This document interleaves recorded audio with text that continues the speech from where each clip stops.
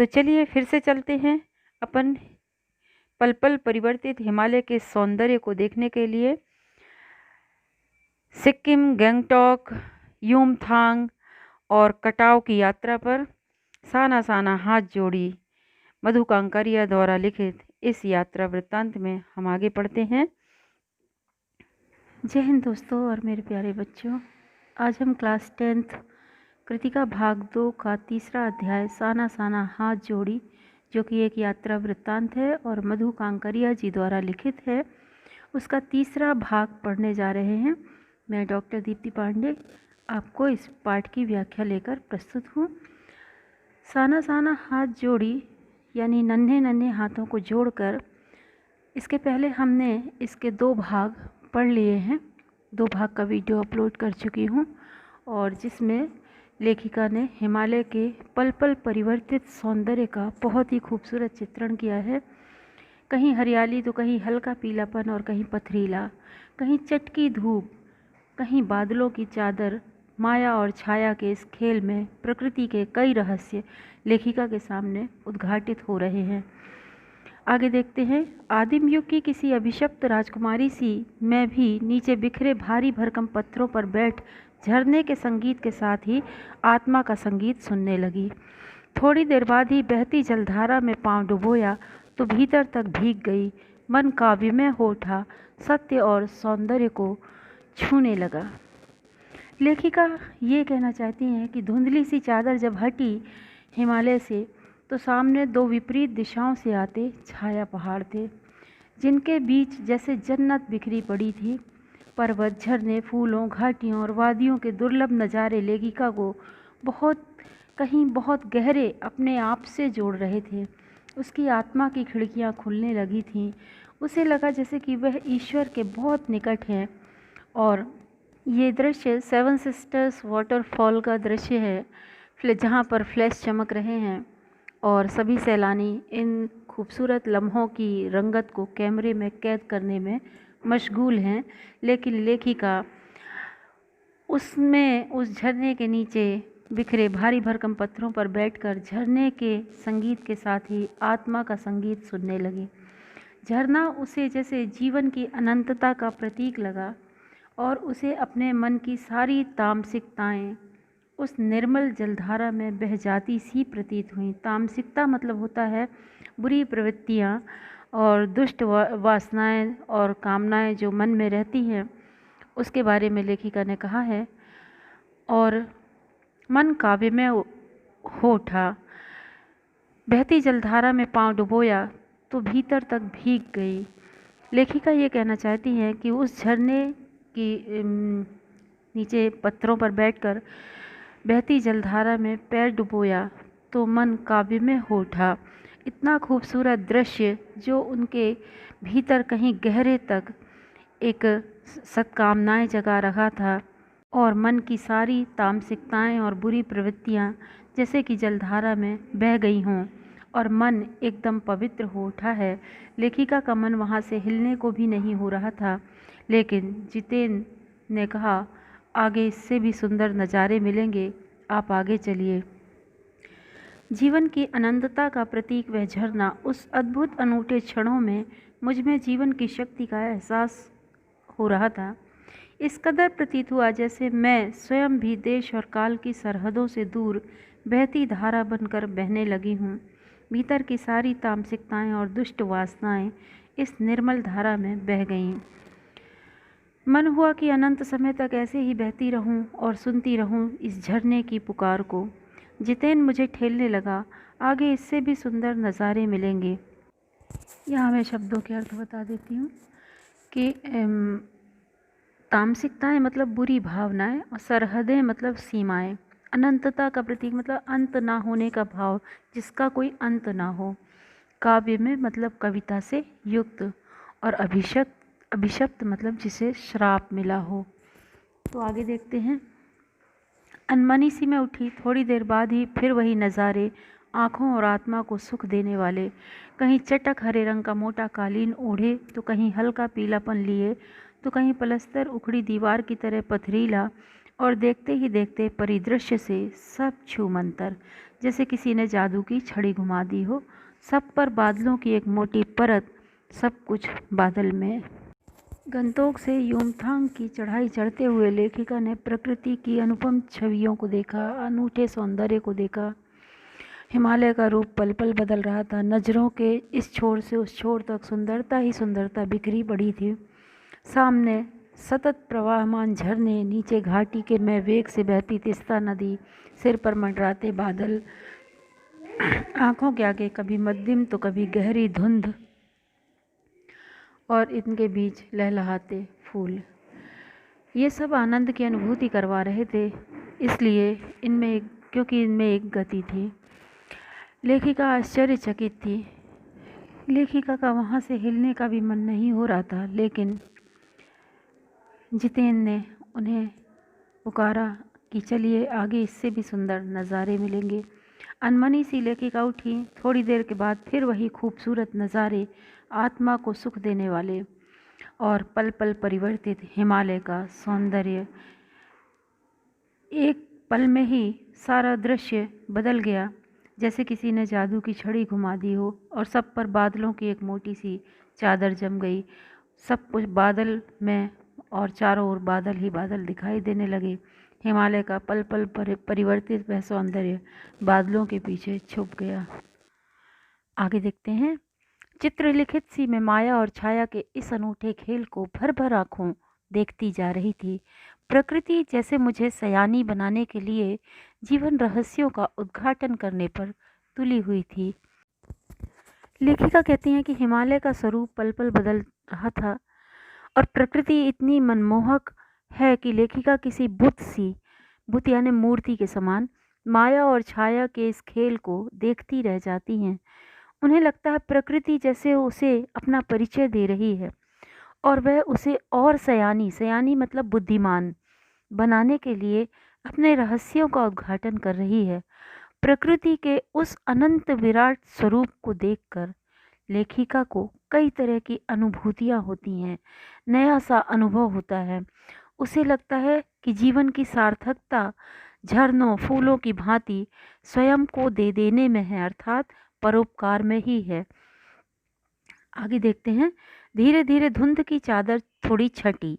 अब वहाँ पहाड़ नहीं, दो विपरीत दिशाओं से आते छाया पहाड़ थे और थोड़ी देर बाद ही वे छाया पहाड़ अपने श्रेष्ठतम रूप में मेरे सामने थे।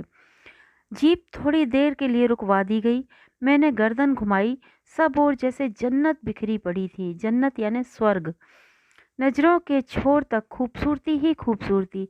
नज़रों के छोर तक मतलब जहाँ तक नज़र जा रही थी केवल खूबसूरती ही खूबसूरती दिखाई दे रही थी।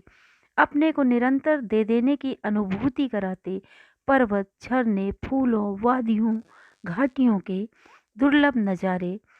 और वहीं कहीं लिखा था थिंक ग्रीन। लेखिका ये कहना चाहती हैं कि धुंध की चादर यानी वो जो बादल का के धुआं था चारों ओर, वो हटा तो वहाँ पर लेखिका को दो बहुत बड़े बड़े पहाड़ों की परछाइयाँ दिखीं और जैसे ही वो आगे बढ़ती गई उनकी जीप, वो छाया पहाड़ अपने श्रेष्ठतम रूप में उनके सामने थे, यानी साक्षात दिखाई देने लगे और जीप रुकवा दी गई। लेखिका ने देखा चारों ओर जैसे स्वर्ग बिखरा पड़ा है, जन्नत बिखरी पड़ी है, केवल खूबसूरती ही खूबसूरती, प्रकृति का अनुपम सौंदर्य वह देखे जा रही थीं और अपने को निरंतर दे देने की अनुभूति कराते पर्वत, झरने, फूलों, घाटियों और वादियों के दुर्लभ नज़ारे। मतलब कि जहाँ वो देख रही थी वहाँ मतलब चारों ओर अपने को दे देने की अनुभूति कराते पर्वत, झरने और पहाड़ों का वो सौंदर्य। मतलब कि प्रकृति का उस वह अनंत और विराट स्वरूप देखकर लेखिका को ऐसा लगता है जैसे कि ये झरने, फूल, वादियाँ, घटाएं सब कुछ अपने आप को दे देने की सीख दे रही हैं, यानी कि परोपकार करने की शिक्षा दे रही हैं। यानी झरनों की भांति निरंतर चलायमान रहना और फूलों की भांति हमेशा अपनी महक और खुशबू लुटाते रहना ही जीवन का सच्चा स्वरूप है और जीवन की सार्थकता अपने आप को समर्पित कर देने में और देने में ही है। आश्चर्य! पल भर में ब्रह्मांड में कितना कुछ घटित हो रहा था। सतत प्रवाहमान झरने, नीचे वेग से बहती तीस्ता नदी, सामने उठती धुंध, ऊपर मंडराते आवारा बादल, मध्यम मध्यम हवा में हिलोरे लेते प्रियुता और र्यूडोडेंड्रो के फूल, सब अपनी अपनी लय, तान और प्रवाह में बहते हुए चैरवेती चैरवेती, यानी चलते रहो। और समय के इसी सतत प्रवाह में तिनके सा बहता हमारा वजूद। वजूद यानी अस्तित्व। तो लेखिका ये कहना चाहती है कि पल भर में ब्रह्मांड में सब कुछ एक साथ कितना कुछ घटित होता है। आप देखते हैं हवा भी चल रही है, सूरज भी निकला हुआ है, पेड़ पौधे भी हिल रहे हैं, नदियाँ भी बह रही हैं और पेड़ पौधे झूम रहे हैं, झरने प्रवाहित हो रहे हैं, फूल खिल रहे हैं, आकाश में बादल मंडरा रहे हैं, नदियाँ बह रही हैं। तो एक पल में, मतलब ऐसा नहीं है कि हवा बहेगी, सूरज नहीं निकलेगा जब तो तक तो हवा नहीं चलेगी, ऐसा नहीं है। सब कुछ एक साथ हो रहा है, सब अपनी अपनी लय, तान और प्रवाह में बहते चले जा रहे हैं। हर कोई अपने कर्तव्य पालन में लगा हुआ है और जैसे कि प्रकृति ये संदेश दे रही है, चैर वेती यानी चलते रहो। और चलने का नाम ही जीवन है, गति का नाम ही जीवन है, जैसे प्रकृति ये सिखा रही है। पहली बार एहसास हुआ जीवन का आनंद है यही चलायमान सौंदर्य। संपूर्णता के उन क्षणों में मन इस बिखरे सौंदर्य से इस कदर एकात्म हो रहा था कि भीतर बाहर की रेखा समाप्त हो गई थी। आत्मा की सारी खिड़कियां खुलने लगी थीं। मैं सचमुच ईश्वर के निकट थी। सुबह सीखी हुई प्रार्थना फिर होठों को छूने लगी। साना साना हाथ जोड़ी, जैसे अपन ने पहले पढ़ा था, साना साना हाथ जोड़ी गर्दहु प्रार्थना, हामरो जीवन तिमरो कौशेली, यानी नन्हे नन्हे हाथों को जोड़कर मैं प्रार्थना करती हूँ कि मेरा सारा जीवन अच्छाइयों को समर्पित हो। तो जब प्रकृति के बीच जब इंसान पहुँचता है तो उस सौंदर्य में उसे दुनियादारी, सारी वंचनाएं, सारे छल कपट, ईर्ष्या, द्वेष, अहंकार, सब कुछ, मन की बुराइयां, तामसिकताएं खत्म हो जाती हैं और ऐसा लगता है कि वाह, ईश्वर ने कितनी खूबसूरत रचना की है। इस प्रकृति को, इस संसार को ईश्वर ने कितना खूबसूरत बनाया है। और तब हमें उस शक्ति का, उस सत्ता का एहसास होता है और आत्मा की सारी खिड़कियां खुलने लगती हैं और मन एकात्म हो जाता है। आत्मा परमात्मा से मिलने लगती है और सचमुच ऐसा लगता है कि ईश्वर हमारे बहुत निकट है। जिसने इस खूबसूरत सृष्टि की रचना की है वो कितना शक्तिवान होगा। और मतलब एक कहना चाहिए कि वही सबसे बड़ी शक्ति है, वही सबसे बड़ी सत्ता है।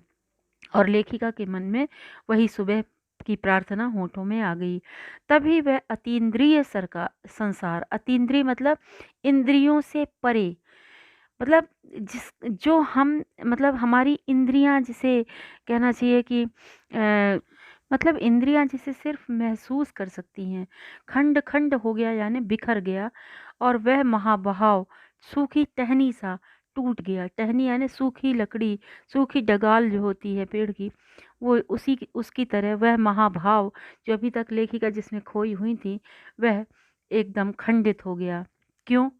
क्योंकि दरअसल मंत्र मुग्ध सी में तंद्रिल अवस्था में, तंद्रिल मतलब एक, मतलब मदहोशी की अवस्था में, उस खूबसूरती को देखते देखते वो थोड़ी दूर तक चलते चलते निकल आई थी।